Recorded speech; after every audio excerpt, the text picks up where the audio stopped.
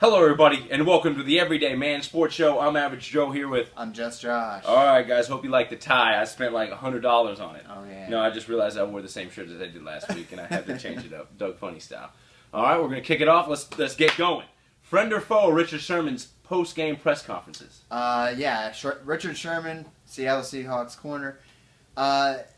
He just talks every week. Like, at first, it was kind of funny. He was saying some... Agreed. Had some points, actually, but then I think after the NFC Championship game, it's just every game is just something else he's saying that I just don't agree with. Well, first of all, he's famous for the line, "You mad, bro?" You know, talking to Tom Brady. It seems like every week someone could say that to him. "You mad, bro? Right. You mad, bro?" It works both ways. I mean, a couple games ago, he mentioned something, I don't remember what particular player this was directed to, but he just wants to be primed. Oh, it was Malcolm Floyd, I believe, or Keenan Allen from the San Diego Chargers. He was saying, he just wants to be on the front news. What? Richard Sherman, is that not what you do every week? Yeah. Now you're complaining about getting your dreadlocks pulled. Cut your hair. That's what I think. If you don't want your dreadlocks pulled, cut your hair. And you know what? It's absolutely ridiculous. Richard Sherman, it's too much. I was a friend of it at the beginning. Right. I thought it was cool. I thought it was had a good vibe.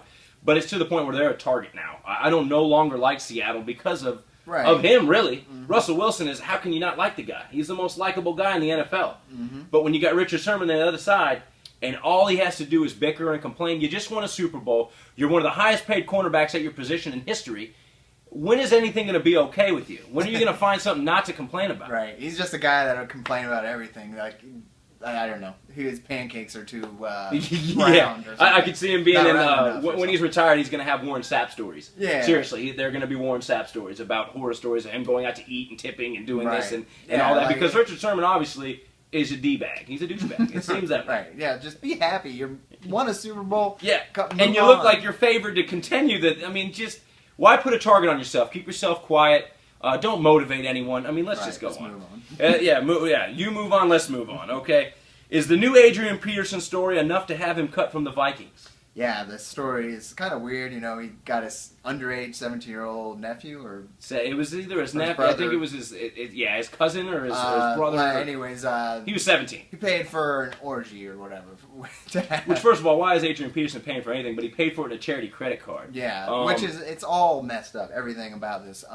So it adds upon his child abuse scandal, too. This guy, I mean, he's still being employed by the Vikings, but you wonder how much longer. You wonder how his legacy is going to be viewed now. That's the problem, his legacy. That's what I think. Everything's not looking great for him. I mean, and let me tell you, he was my favorite player, the last 5-6 years. He's just a beast out there. His highlights are amazing. He looked amazing. I think that it made him, that ACL surgery to come back and win MVP, almost break the rushing record. Yeah. I think that made everyone jump on the board of Adrian Peterson. He gave you something to cheer for. I mean, it's incredible what he did, and it made everyone a fan of Dr. James Andrews, the surgeon. He does with RG3, goes to Adrian Peterson. He works magic. He made him a likable guy. Not that the surgery made him likable, made him like you want to cheer for him because he had adversity to overcome. But now I don't think he had good moral ethics, is what I believed. And I was still on board with him after the child abuse scandal.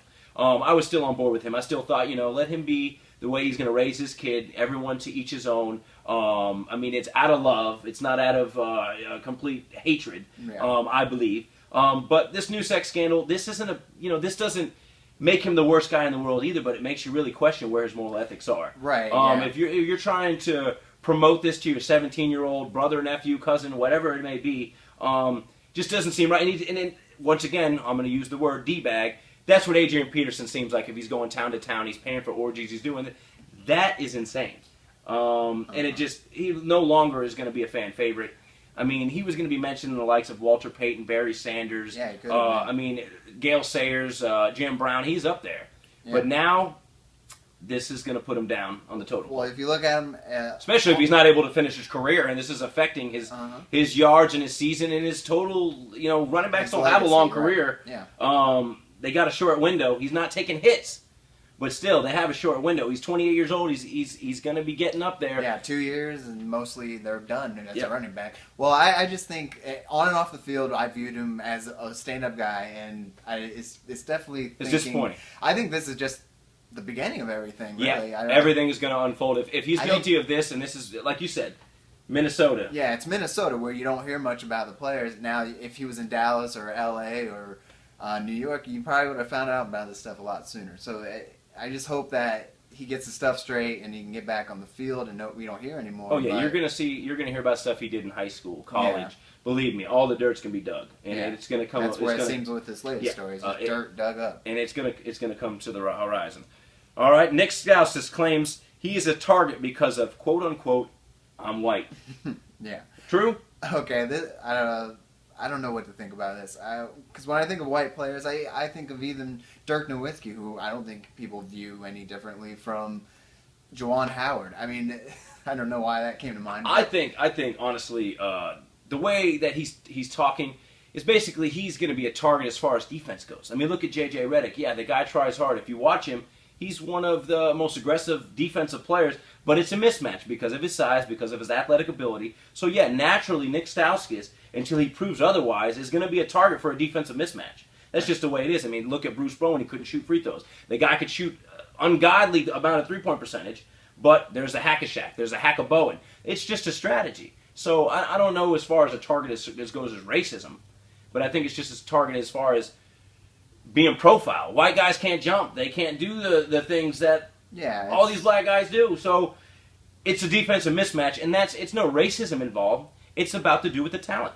Yeah, I agree with that. I mean, look at Hayward. I mean, he was amazing in college, and now he's still good, but he's definitely not the athletic, dunk it down on you type of guy, and you defend him the way you would any other guy of that stature and skill set. I mean, Stauskas is a big guy. I believe he's 6'6", so he's going to be able to hold his own to an extent. But I mean, he's going to be on a Sacramento team that they don't have any scorers. They don't have any defense. I mean, and why not take an advantage of a mismatch? I mean, it just doesn't make any sense that you wouldn't. So yeah, he's going to have his role. He's going to have his stature in the game, and he'll have probably a fairly good career. All right. Are you a fan of the Thursday night blowouts in the NFL? Yeah. No. No.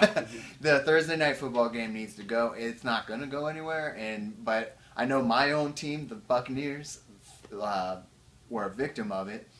They weren't ready for that Thursday night game. You could see it in the Atlanta Georgia Dome. They got blown out a few weeks ago. It was hard to watch.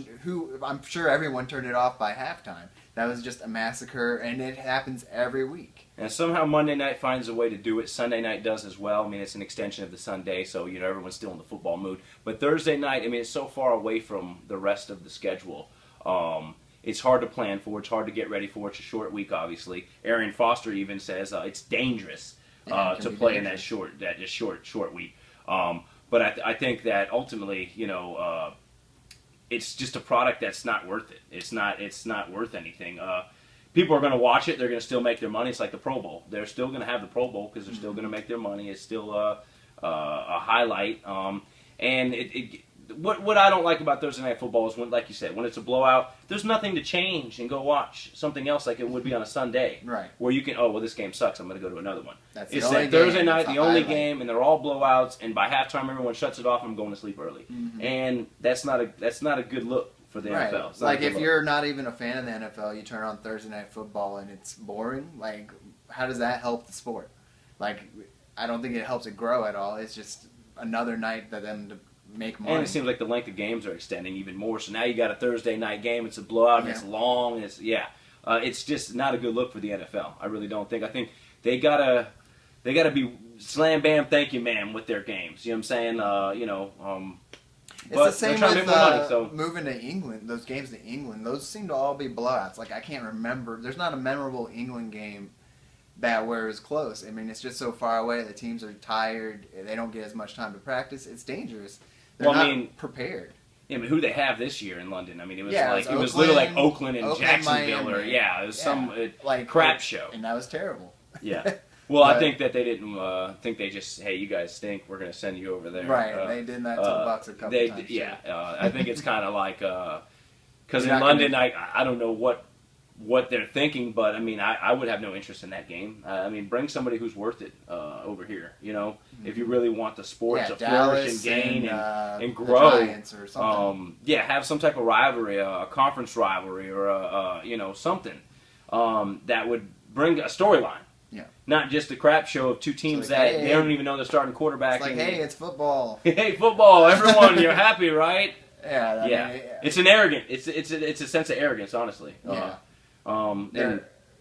It's things in the Goodell era. I don't think there's going to be positive stuff coming out of it. I think in the end it's going to be all negative.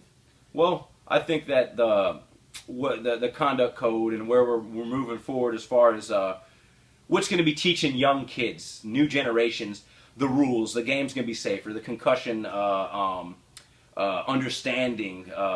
All that is going to be good for the new generations. But I feel like he failed before it got to a point where it had to be done. Not Goodell's thoughts, like, "Ooh, let's make a concussion code. Let's stop the hard and steroids. Hey, finally, we're gonna do away with PhDs." Now that's all good. Also, I think the NFL as a product is down because of the stupid penalties that they call on defense, and referees have even said they're not sure what the NFL has not made it clear to what the rules are and the changes are, and they're going to change so often. They need to make it clear to these referees, because now they're out there in front of the entire world explaining a call that they just had to interpret a week ago. Yeah, and it's not fair to them. It makes them look incapable. It's just it's not a good look. It's not a good look for like the fifth time I use that word. But that's it. It's not a good look. Thanks for reviewing. Subscribe. Not a good look.